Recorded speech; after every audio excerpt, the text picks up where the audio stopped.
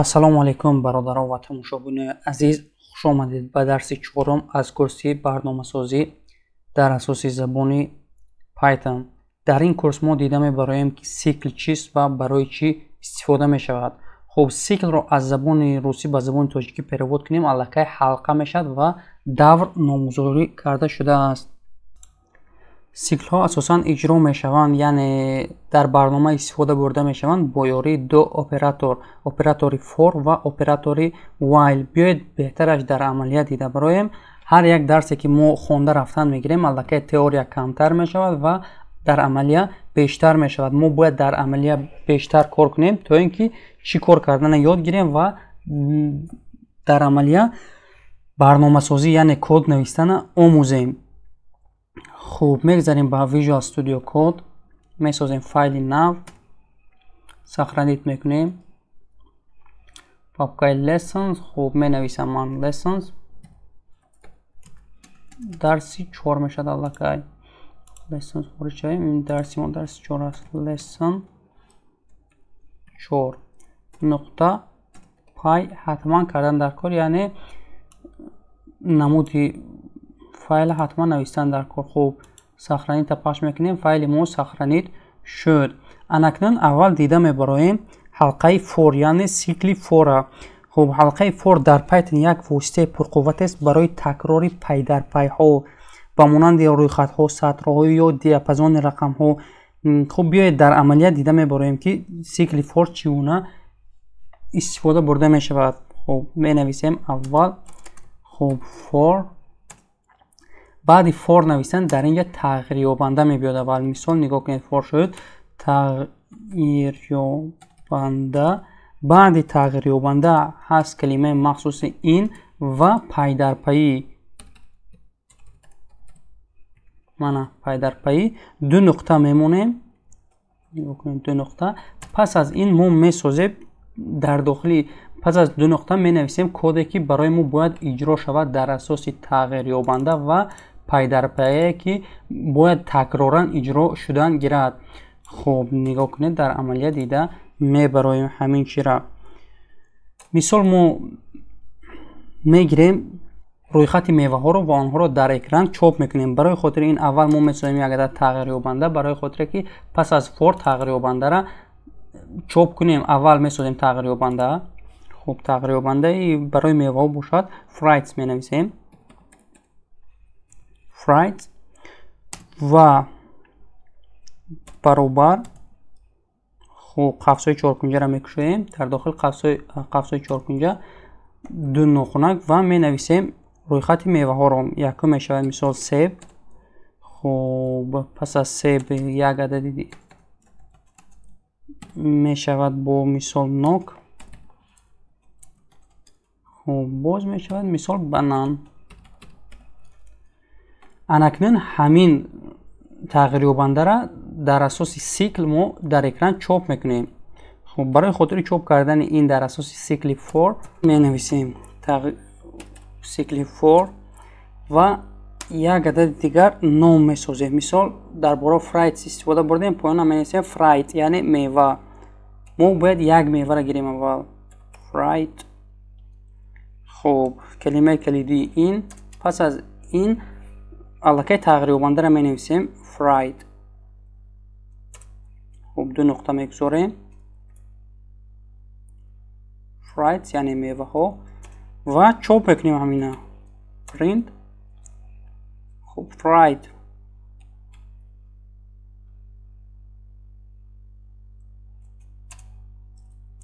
дар амалият дида мебароем ки чӣ чоп мекунад. нигоҳ кунед, себ, нок.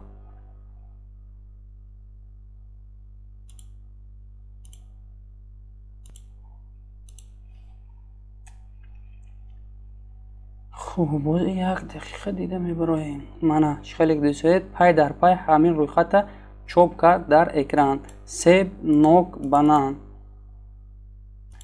хуб, дар ин мисол тағйирёбандаи fried ки мо дар поён эҷод кардем, аз рӯйхати fried дар ҳар як такрори сикл, яъне ҳалқа, арзишҳоро мегирад ва онҳоро дар экран чоп мекунад. нигоҳ кунед, аввал мо сохтем як адад тағйирёбандаи fried ба намуди list. аллакай ина لیست ساختیم گوییم در پایان فور گفته کلمه حلقه گفته فرایت یعنی یک تغییربنده دیگر ساختیم و در این تغییربنده روی خط هایی که در بالا ساخته بودیم همونها را گرفته در اکران چاپ کردیم به نمود لیست.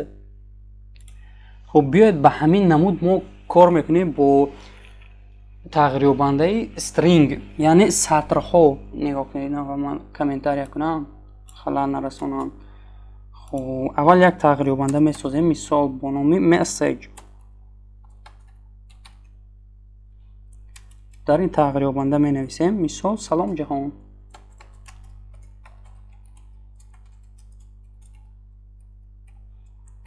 همین روی خط ما باید چاپ کنیم در اکران. نگاه کنید اینجا در سیب نوک بنان شد، در اینجا میشه س ا ل او م ویرگول ج ا ه او ن. همش ما باید پایان با پایان همدیگر همین حرفا را چاپ کنیم. برای خاطر این میسازیم بازم کلمه کلیدی فور. پس از این می نویسیم چار نام تغییربنده است که ما در اساس فور میسازیم، در داخل حلقه میسازیم. کلمه کلیدی این و مسیج. خب دو نقطه پایاننده پرینت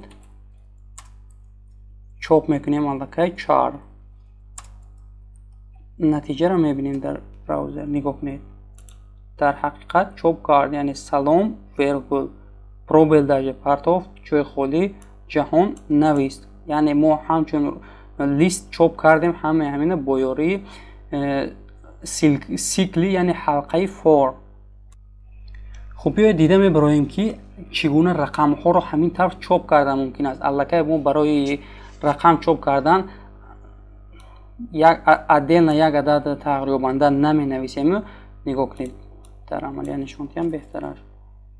خب مستقیما در داخل خودی سیکل فور می نویسیم. نگاه کنید مثال فور. خب تغییربنده با نام ای می سازیم کلمه کلیدی این و هست کلمه مخصوص با نام رنج.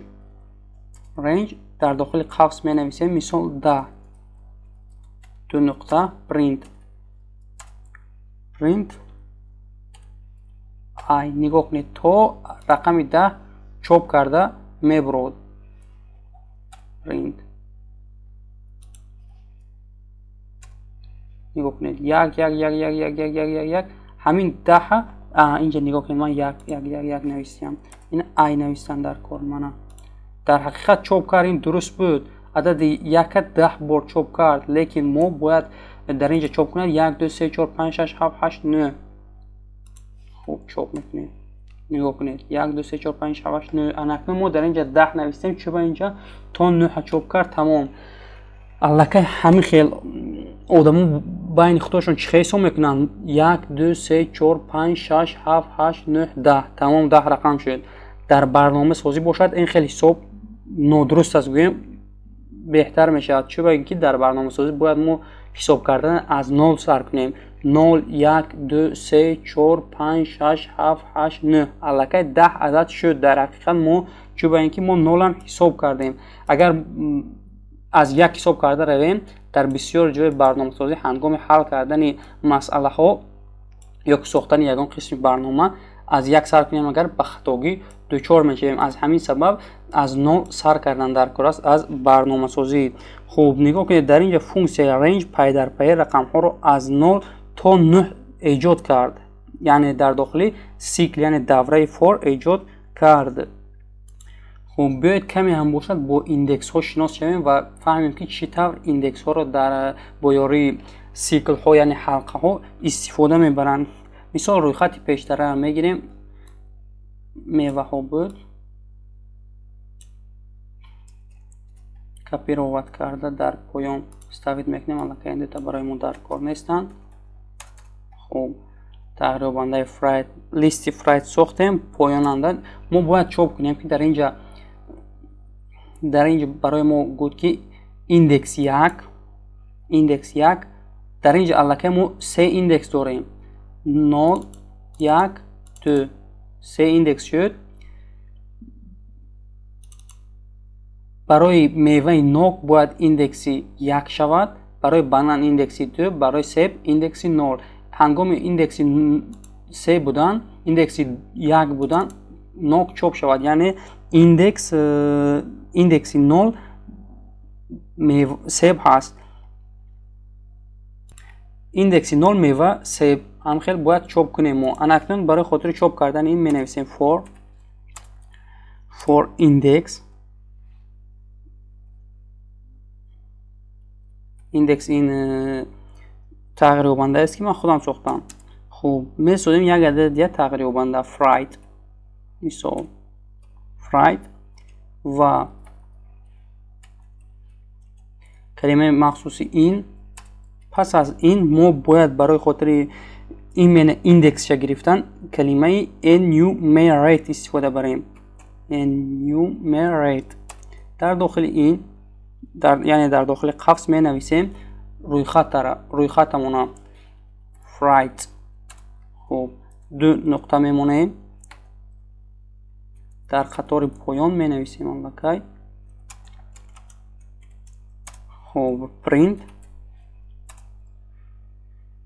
خب در داخل قفس ما اول ایندکس میگیریم برای خاطر که اول ایندکس استفادگی است می نویسیم اینجا ایندکس حتما در داخل دو نقطه ایندکس مثال دو نقطه میمونه ورگول. خب ایندکس میگیریم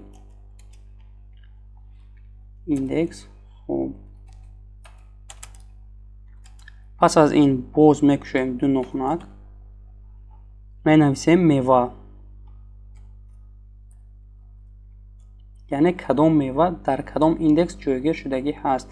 در اینجا می نویسیم fried یعنی میوه. تمام یک بار چوب کرده میبینیم اگر کد نویسیم و درست باشد باید چوب کند همیشه درست. نگاه کنید. خب ایندکسی 0 میوه یعنی سیب. اگر همین پروبل رو دلیت کنیم بهتر میشود. ایندکسی 0 یعنی میوه میباشد میوه سیب میباشد. ایندکسی 1 میوه نوک میباشد. ایندکسی 2 میوه بنان میباشد. در حقیقت حساب کنید همه خیلی است 0 1 2. این بود چه خیلی ایندکس ها رو استفاده بردن. خب بیاید اپراتور بریک رو در سیکل فور استفاده بریم. مثال در مثال ما داریم سپیسکا از 1 تا 20 هنگام 10 بودن تمام استاپ شود. نگاه کنید اینجا هست از 0 تا 10 هست تا 9 هست. ما در اینجا گفتنمون در کار هنگام 5 آمدن تمام دیگر دوامش حساب نکن یعنی تا 5 حساب کن شد. برای خاطر این ما می نویسیم for بیچنی چی است یکون خیلی جای قینی ندارد. for می سازیم تغییر یابنده ای. خب کلمه مخصوص این باز هم میگیریم برای سپیسکا الکای رنج می نویسیم مثال 10. تمام پایاننده شرطش موندن در کار اگر برابر 5 بودن مثال دوامش حساب نکند. می نویسیم if درسی گذشته if خوانده بودیم I یعنی تغییر یابنده I برابر 5 باشد اگر آنگاه break یعنی برنامه باز داشته شود پس از این کار کرده نشود. خب می نویسیم print I. چوب کرده می بینیم. نگاه کنید 0 1 2 3 4 در حقیقت 5 عدد اول رو گرفت. بعد 5 عدد گرفتن یعنی هنگام برابر با 5 شدن برنامه ما از کار موند یعنی استاپ شد. اپراتور بریک برای بازداشتن برنامه استفاده می شود. این چنین باز هست اپراتور کانتینیو. اپراتور کانتینیو برای گذاشتن به دیگر قسم برنامه خدمت میرساند. مثال نگاه کنید ما از 0 تا عدد 4 یعنی 5 عدد حساب کرده آمدیم. ما میخواهیم که یک عدد پرت آید یعنی از همینجا 10 هست از 0 تا 9 تنها عددهای توقع گیرد. عددهای جفت چوب نکند تنها عددهای توقع چوب کند. نگاه کنید ما اینه چه خیل میسازیم. در اینجا پروست و اپراتور if همین شرط تغییر دادنمون در کار میگیم if I процент мемонем ва 2 менависем баробар 0. аллакай мо дар ҳамин ҷо гуфтодем проценти 2 яъне танҳо ададҳои тоқа мегирад.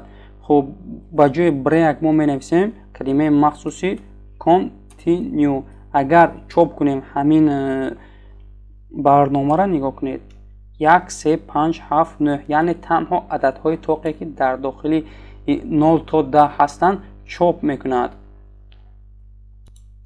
ҳалқаи for имкониятҳои зиёдеро доро мебошад барои коркарди самараноки маълумот ва иҷрои амалҳо дар ҳар як элемент бо пайдарпайӣ таъмин мекунад. ин як воситаи муҳим барои навиштани рамзи тоза яъне хондашаванда дар Python мебошад. хуб бо ҳалқаи for мисол сиклҳо дар Python тамом намешаванд. боз инчунин ҳаст калимаи махсуси while. инам яке аз ҳалқаҳо дар забони Python мебошад ва шарти дурусти блоки кодро иҷро мекунад. ин намуди ҳалқа вақте муфид аст яъне вақте истифода бурда мешавад ки шумораҳои ҳалқаҳо пешакӣ маълум нестанд ва аз шарт вобаста мебошанд. биёед дар амалия дида мебароем калимаи whileро. мисол мо як тағйирёбанда эҷод мекунем. тағйирёбанда ба номи давай count баробар 0 яъне дар аввал 0 ҳаст яъне ҷавоби тағйирёбандамо дар аввал арзишаш 0 мебошад. мо дар ҳамин ҷо гуфтанамон дар кор то 20 ҳисоб то 20 якта зиёд карда равад. мисол 0 1 2 3 4 5 6 7 8 9 10 ҳамхел то 20 ҳисоб карда равад. барои хотири ин мо менависем ҳатман калимаи while. хуб менависем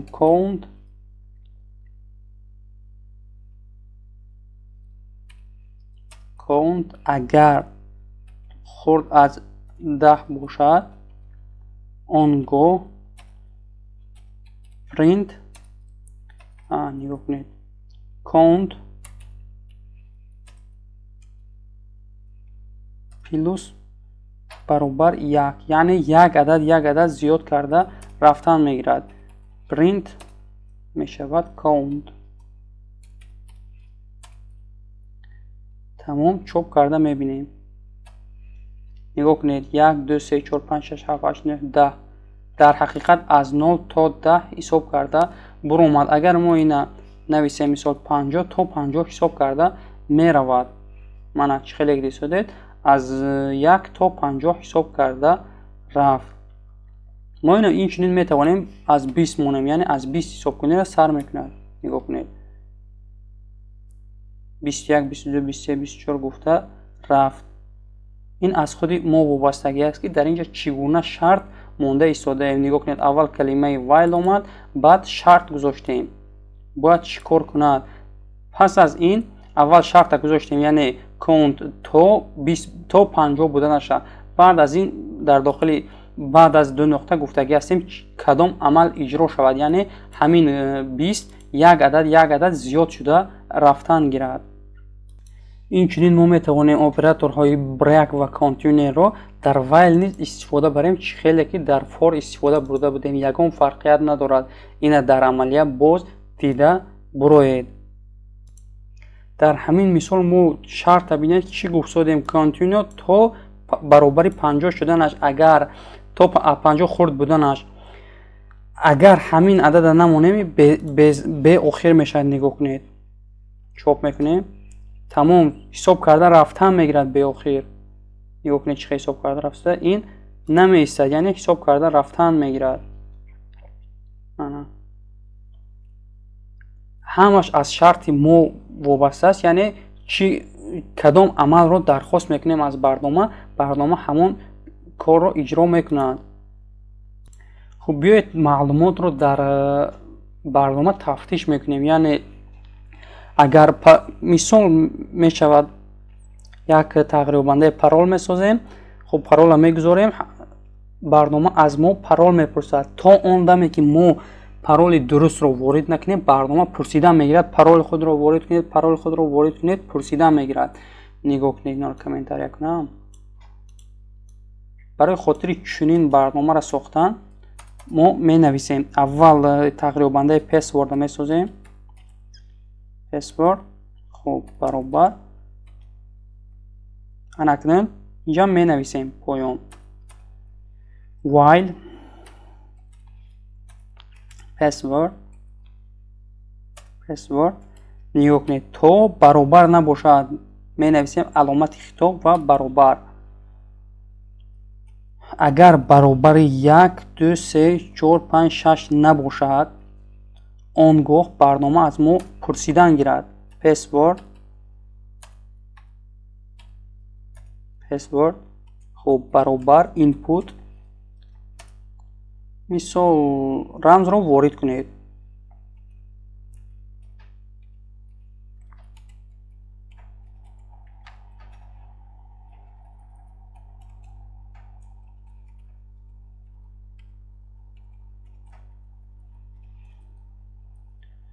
خب پس از این می نویسیم print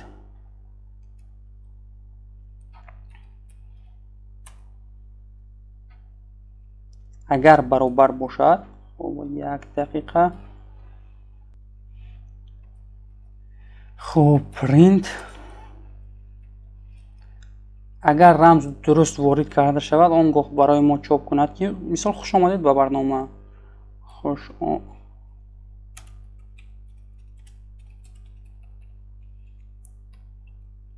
چوب کرده میبینیم. نگاه کنید رمز را وارد کنید گفته پرسیساده است از ما. اگر ما رمز را وارد کنیم مثال 1 2 3 4 5 رمز خطا است با این موافقت نمیکند. انتر پخش کنیم با میپرسد رمز را وارد کنید. ما میتوانیم دلخواه رمز را وارد کنیم. یگان چی یعنی سطر دوم نمیگذارد. اگر ما کد درست نویسیم 1 2 3 4 5 6 انتر پخش کنیم الکی برای ما گفت خوش آمدید به برنامه. یعنی проверка کرد در حقیقت تفتیش کرد парол درست است بعد چاپ کرد. نگاه کنید در اینجا ما چی گفته ایستادیم یعنی الگوریتم برنامه را چی خیلی نوشته ایستادیم. در اینجا گفته ایستادیم که اگر پسورد برابر با 1 2 3 4 5 6 نباشد یک خیلی از استفاده برنده پرسیدن گیر که رمز را وارد کنید. هنگامی برابر شدنش یعنی ما случайно کد درست نویسیم بعد چاپ میکند که خوش آمدید به برنامه. خب این چنین ما میتوانیم هنگامی یگان چی خطا وارد کردن برنامه به ما یک اپویشن تیاد فهموند که شما خطا وارد کردید همین معلومات وارد کرده را. خب مثال ما در عموم میسازیم یک برنامه که تفتیش کند همین معلومات وارد کرده ای ما در حقیقت رقم هست یا که نه. مثال اگر حرف وارد کنیم برنامه یک خیل از ما پرسیدن میگیرد رقم وارد کنید. هنگام رقم وارد کردن بعد مثال کار برنامه به پایان میرسد. لیکن اگر ما یگان حرف وارد کنیم برنامه یک خیل از ما پرسیدن میگیرد که رقم را وارد کنید. برای خاطر این ما استفاده میبریم اپراتورهای ترای و اکسپرت. خب می نویسیم اول while خب true. خب پایان می نویسیم try یعنی اگر. خب مثال می نویسیم number برابر int.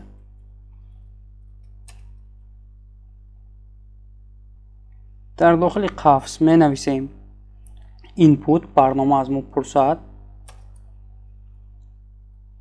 رقم را وارد کنید. دلخواه رقم را وارد کنید.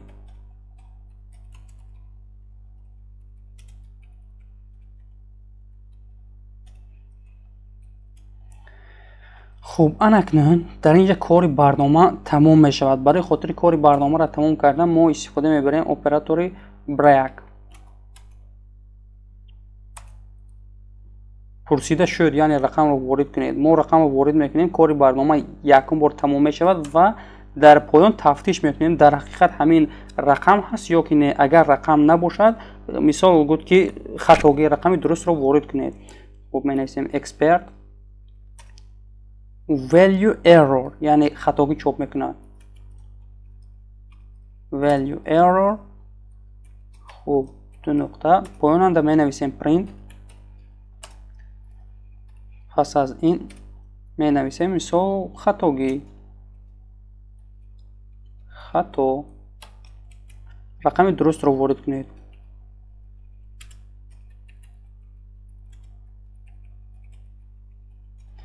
رقم درست نو رقم رو وارد کنید ببین بهتر است. تمام یک بار چاپ کرده میبینیم که ببینیم برنامه چه کار میکند. خب نگاه کنید دلخواه رقم رو وارد کنید. اگر ما حرف داخل کنیم پایاننده حرف وارد کنیم و انتر پخش کنیم باز میپرسد خطا رقم رو وارد کنید. الکی با پایان گذشت خطا نوشتیم. نه توری است. نگاه کنید ما اگر حرف وارد کنیم یک بار بعد از نظر میکنم توری است. خب نگاه کنید رقم دلخواه رو وارد کنید حرف وارد کردیم. نگاه کنید خطا رقم رو وارد کنید. اگر دلخواه رقم رو وارد کنید اگر ما باز مثال یگان عمل دیگر وارد کنید بازم خطا میاد. اگر تنها رقم وارد کنید کار برنامه تمام شد یعنی ما درست وارد کردیم رقم رو. این چنین حلقه ها باز میشوند حلقه های داخلی یعنی در داخل این حلقه هایی که ما حالا استفاده بردیم حلقه فور و حلقه وایل باز میتوانیم در داخل اینها باز یک حلقه دیگر ایجاد کنیم. مثال نگاه کنید یک حلقه های داخلی استفاده میبریم.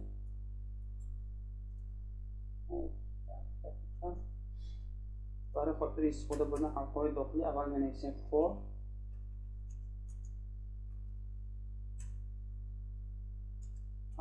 یعنی تغییر بنده یکم. این مثال زیاد کردن میگیریم رنج عددی چند بگیریم عددی مثال عددی 3 رو میگیریم عددی 3 زیاد کرده شود. خب در داخل این میسازیم یک عدد دیگر حلقه 4 مثال جی تغییر بنده جی این رنج اینش هم خیلی 3 گیریم و پرینت. خب در داخل قفس ای ورب جی نگاه کنید من یک بار دقیقا چاپ کنم سینتکس و الگوریتم میفهمونم. خطا اینجا دو نقطه مونده در کد. خب این خطا میداد این خطاش از اون سبب است که ما در داخل سیکلی یعنی حلقه دویم موندگی نیستیم. نگاه کنید البته این خط میاد در داخل حلقه بیرون هست. برای خاطر داخل حلقه دویم در آمدن ما کورسور را در شکل یک عدد تب میزنیم یعنی داخل این میداد. باز یک بار دست میکنیم نگاه کنید 9 1 1 2 2 کار کرد در حقیقت درست کار کرد 3 مرتبه هر 3 عدد چاپ کرد شده. نگاه کنید 0 ایندکس 0 گرفت 0 ایندکس 0 بازم 1 ایندکس 0 2 گرفت ایندکس 1 ایندکس 1 0 ایندکس 1 1 ایندکس 1 2 ایندکس باز گرفت ایندکس 2 ایندکس 2 0 ایندکس 2 1 ایندکس 2 2 یعنی 3 اگر ما همین نگاه کنیم مونه 4 و یک بار دیگه زفت کنیم منه در اینجا گرفتگی هست. نگاه کنید 4 مرتبه البته استفاده بردم اینه منه این یک مرتبه خب این 2 مرتبه این 3 مرتبه و این 4 مرتبه استفاده بردیم ما بایاری سیکل های داخلی یعنی من سیکل داخلی است من این سیکل بیرونی است یعنی در واقع یک سیکل ما میتوانیم باز یک سیکل دیگر استفاده برده دلخواه معلومات یعنی دلخواه کار رو اجرا کنیم. خب همین سیستم را ما میتوانیم اینجوری با یاری کلمه while list استفاده بریم. خب حلقه های داخلی برای کارکرد ساختارهای دوچینکی داده ها یعنی تغییرابنده ها با مانند ماتریسه ها یا رویخط ها نیز استفاده می شوند. ما اینجوری میتوانیم با یاری استفاده بردن حلقه های داخلی ایدنتیفیکاتور دلخواه حرف یا که رقم را در داخل برنامه یافته چاپ کنیم. بیاید اول یک نمونه ماتریسه را دیده میبریم. اگر ماتریسه را در مکتب میانه خوانده بودید کسی میدونست باید به یاد آورده باشد ماتریسه چی هست. ما مینویسیم ماتریکس تغییرابنده هستیم ماتریکس برابر قفسه چهارکنجه. مثال در داخل قفسه چهارکنجه باز یک عدد دیگر قفس چهارکنجه میسازیم برای خاطر ماتریکس ساختن ماتریسه ساختن. مینویسیم ماتریسه یکم 1 2 3. ماتریسه دویم ویرگول میمونیم بازم قفسه سیستم میبریم میکشویم مینویسیم بازم مثال 4 5 6 ویرگول میمونیم قفسه سیستم میبریم میکشویم 7 8 9. همین رقم ها رو ما با نمود ماتریسه باید در اکران چاپ کنیم. برای خاطر چاپ کردن اینها ما مینویسیم فور خب تغییرابنده مثال رو کلمه کلیدی این و ماتریکس و دو نقطه در داخل این نقطه مینویسیم باز یک عدد دیگر تغییرابنده یعنی سیکلی داخلی فور حلقه داخلی element این هم تغییرابنده می باشد. خب این تغییرابنده رو یعنی element های داخلی تغییرابنده رو میگیرد. خب مینویسیم print element خب یکم تغییرابنده element و end یعنی و переводش کنیم به زبان تاجیکی просто یک جای خالی ماند مابین هر یک رقم. پس از این یک عدد دیگر اگر ما پرینت چاپ کنیم پرینت برای خاطر پرینت خالی چاپ میکنیم برای جا پرداختن. نگاه کنید اول یکم element یعنی element های در داخل تغییرابنده رو بوده را میگیریم. در داخل تغییرابنده رو والله ماتریکس است من این element ها را همش هم میگیرد یک بار چاپ کرده میبینیم. خب نگاه کنید 1 2 3 از قطار نبودش 4 5 6 7 8 9 ماتریسه در حقیقت در مکتب میانه خواندگی همه خیلی چاپ میشد. این چیزی ما نگاه کنید در اینجا چه خیلی نویسندگی هستیم همش در یک سطح نویسندگی هستیم. ما میتوانیم در معنی خیلی نویسیم اگر یگان خطاگی نمیشد. خیلی که هست همه خیلی چاپ کرده داد. اناکنون ما نگاه کنید در حقیقت ماتریسه را چاپ کردیم. ما اینچنین میتوانیم خوب ایندکسی هر یک ایدنتیفیکاتور هر یک همین المنتی که در داخل ماتریسه هست یا به مثال یک ایدنتیفیکاتورش 0 هست یعنی در قطار 0 و در سطح 0 هست. اگر 5 گیریم در قطار 2 و سطح 2 هست. اگر 6 گیریم در سطح 2 قطار 3 هست. در قطار 2 بخشی در سطح 3 هست. خوب این یافتن این کمتر دشوار می‌باشد. بهتر که از 2-3 مثال دیگر حل کنیم حتما اینا می‌یابیم. خب مثال نوبتی ما پایه‌ای سیک‌ها ما اینجوری می‌توانیم عمل‌های متمتیکی را اجرا کنیم به مانند ضرب، تقسیم، جمع، طرح و مثال همچون دوره ضرب زدن میگیرد یا همچون دوره جمع کردن میگیرد یا اینکه ضرب کردن میگیرد. بیایید ما بهترش عمل ضرب اجرا کنیم. نگاه کنید اگر پشتی هر یک دفتر متمتیکی که در دوره مکتبی دیده بودید ضرب از کره میگفتیم ما در دوره مکتبی از 2 کره تا 10 کره بود. اناکنون همه با یاری عمل‌های متمتیکی چقدر ساختن ممکن است. مثال ما میتوانیم اینجوری نویسیم که 2 ضرب 2 برابر 4 گفتن نویسیم لیکن همین کاری ما را باید ما برنامه‌ساز هستیم باید آسان کنیم یعنی 3-4 خطا کد نویسیم. وقتی то 100 караи агар хоҳем нависта ки барнома ба таври автоматик. Анакнун мо ҳозир аз ҳамин 1 кара ё 2 кара, аз 1 кара то 10 кара кодаша менависем, яъне барномаша месозем. хуб аввал ман инро каментар як нафталам нарасонам. хуб барои хотири аз 1 кара то 10 кара навистан менависем for тағриёбанда эълон мекунем. мисол I ва калимаи калидии in менависем range ҳатман барои адад ворид кардан. хуб мегирем 10 кара то чанд кара то 11 кара то 10 кара мегирем. барои хотири 10 кара ҳисоб кардан мо 11 нависем, бояд нависем. чуба ин ки мо аз чӣ хеле ки ман дар боло гуфтам, дар математика дар барномасозӣ аз 0 ҳисоб кунем сар мекунам, аз 1 то 11 ҳисоб кунем. албатта дар дохили ҳамин аз 1 то 11 10 адад ҳаст. хуб баъд аз ин месозем як адади дигар, сикли дохилӣ, яъне ҳалқаи дохилӣ for тағриёбандаро эълон мекунем. мисол g in калимаи in, боз як адади дигар range, бозам мо менависем 1 вергул ҳатман 11 нависем дар кор. ҳар дуина якчила нависем дар кор ки боз ба дигар адад зарб назанад. анакнун result як адад тағриёбанда месозем баробар I зарби g, яъне нигоҳ кунем мо дар ин чӣ гуфта истодаем. зарб зада истодаем 1 кара 1 1, 1 кара 2 2, 1 кара 3 3, ё ин ки 2 кара 2 4. ҳамхели як адад зарб зада буромадан мегирад то 11 ра, яъне то 10. мисол 2 кара 10 20, ҳамон аз 10 як зиёд намешавад. поёнам ҳам хеле дуст дорем, яъне то 10 карая ҳисоб карда рафт. хуб баъд аз ин чоп мекунем print I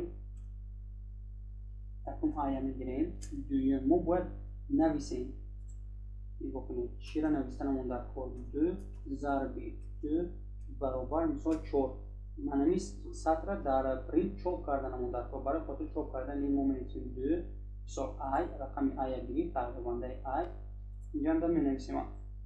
ман ин значоки зарба менависем. хуб ду нуқта зарб пас аз ин хуб g вергул ҳатман мондан дар кор аст. g пас аз g баробара мемонем. хуб баробар ва result натиҷа. ман натиҷаи зарби ҳарду адад чанд мешавад ва чоп мекунам. хуб инам дорид кунем, хатоӣ накард. поёнанда як адади дигар print чоп кунем, холи қатори холӣ. дақиқа ман инҷанда print аммо print ҳатман берун аз сикли дохилӣ мондан дар кор аст. хатои додагӣ аст, берун боем манам тугра шуд. чоп мекунем ҳамин чира. як бор ман терминала холӣ кунам, чизе кунам, запусти мекунем, мебинем ки чӣ чоп мекунам. хуб манам ҳамаша нависта буровард, аз 1 кара сар карда то 10 карая.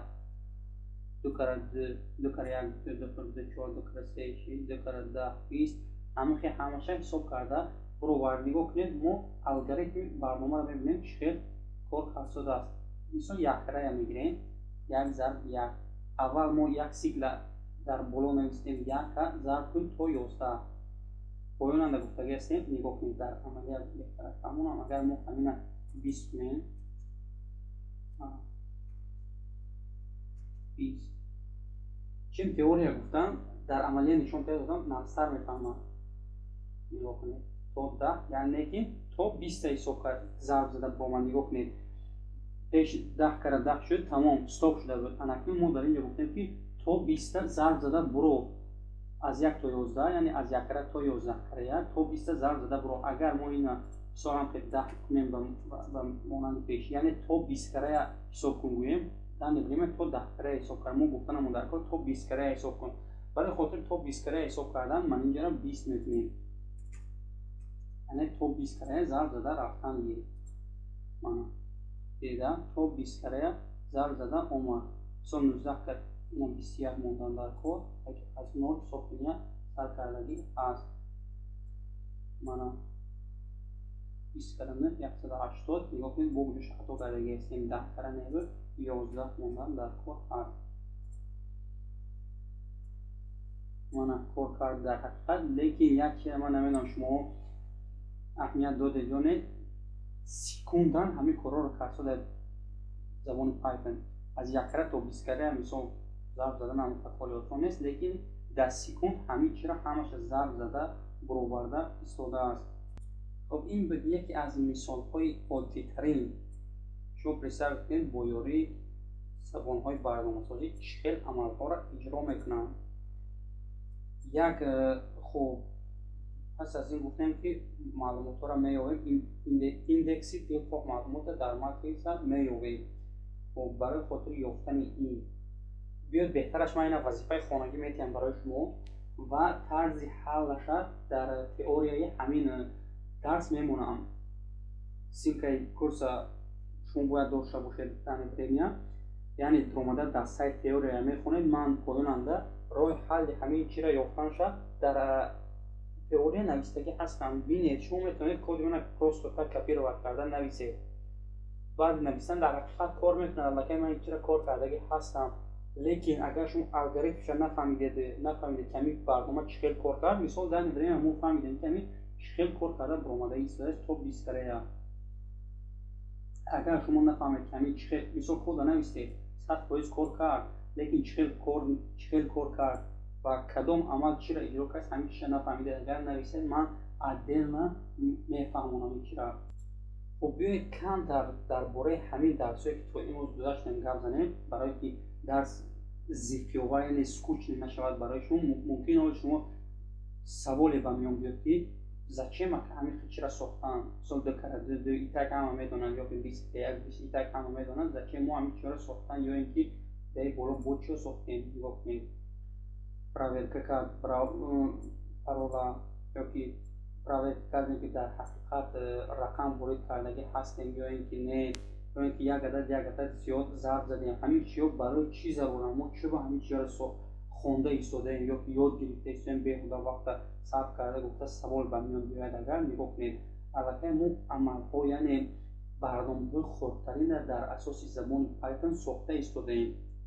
خب چخیل میشود گوییم که همه چی برنامه هست. روی خط سپاره روی خط میوه ها را چاپ کردن. در اینجا برای شما در ترمینال چاپ کردن ممکن پروستو سه نمود میوه باشد، سه نوع بنان، یعنی روی خط سه نمود برو. لیکن هنگامی که شما در ریال پروژه ها کار میکنید، در سایت ها کار میکنید که در برنامه های موبیلی ساختنی هستید یا اینکه یگان اسکوستیبل اینتلکت ساختنی هستید، این چیزها به حد برای شما فایده میبیارن. یعنی به این چیزهای همین چیزایی که در نظر ما خوان سادیم اگر شما نخوانید و ساخته نمیتوانید. مثال در یگان جای برنامه هست سپیسکا یا که در یگان جای سایت هست سپیسکا. هنگامی سپیسکا را ساختن اگر شما این درس‌ها را نخوانده باشید نمیتونید همین چیز را ساختن. یا اینکه پراورکا پارول ما در اینجا گفتیم که اگر پارول برابر همین نباشد برای ما چاپ کردن که رمز رو وارد کنید. ما اینجوری میتوانیم در اینجا بگیم که رمز شما خطا هست. در اینجا ما تنها پارول استفاده برده هستیم. نگاه کنید دلخواه سایت، دلخواه برنامه، دلخواه سامانه صفحه وارد شوی دارد. همون صفحه وارد شوی را همین راه خطی میسازن، یگان فرقی ندارد. چخیلی که در همینجا همه خیلی ساده هست. هنگام نوشتن کد در ریال پروژه تنها کمی باشد کدش فرق میکنه. لیکن اگر شما این چیز را نخوانده پریاما در پروژه ها گذارید کار میکنید، در یگان جا کد کپی رو کرده یا اینکه در یگان ویدیو رو دیده سایت میسازید، لیکن بیاری ویدیو رو بیاری یگان تئوری یگان چی شما همون سایت ساخته نمیتوانید. از همین سبب این درس ها ممکن سکوچ باشن یا که ذکر آور باشن برای شما، لیکن یک خیل خواندن دوام دادن گیرید. خدا خواهد از روزایی می شود که بعد از یک ماه خداخواهد ما بعد از 12 درس در реальный проект کار میکنیم. در یک معین میکنیم که چگونه برنامه ساختن در کار است و در اساس همین دانشی که ما در اساس یک ماه خواندیم در اساس همین دانش ها реальный проект میسازیم خداخواهد یا یگان بот میسازیم در اساس زبان پایتون خداخواهد همشه خونده میگذاریم.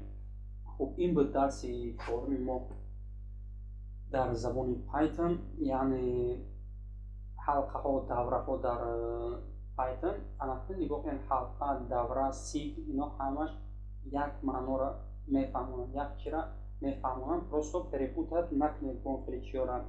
حاضرش خیر تا درس های آینده یگان سوال شود اگر نویسید حتما جواب میگردونم.